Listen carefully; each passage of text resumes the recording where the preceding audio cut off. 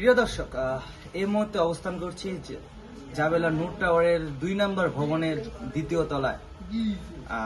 একটু জানিয়ে রাখি, আগামীকাল রাত ৩ ঘটিকায় কিন্তু জাবেলা নূর টাওয়ারের অগ্নিকাণ্ড ঘটনাটি ঘটে এবং ৫টা ৩৭ মিনিটে ফায়ার সার্ভিসের ৪টি ইউনিট কিন্তু কাজ করে এবং তারপরে ৮টি ইউনিট, তারপরে ১৬টি ইউনিট এবং সর্বশেষ ২০টি ইউনিট কিন্তু প্রায় ১৯ ঘন্টা কাজ করে আগুন নিয়ন্ত্রণে আনে।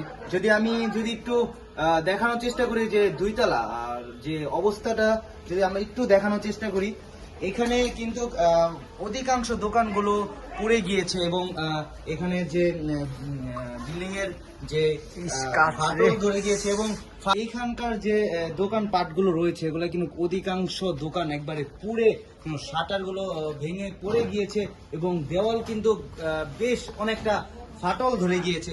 এবং আরেকটি বিষয় হচ্ছে, ফায়ার সার্ভিসের কর্মীরা কিন্তু এই মুহূর্তে এই বিল্ডিংটি পুরোপুরি ঝুঁকিপূর্ণ ঘোষণা করেছে এবং তাদের লাস্ট ব্রিফিংটি কিন্তু তারা এখনো আমাদেরকে দেয়নি।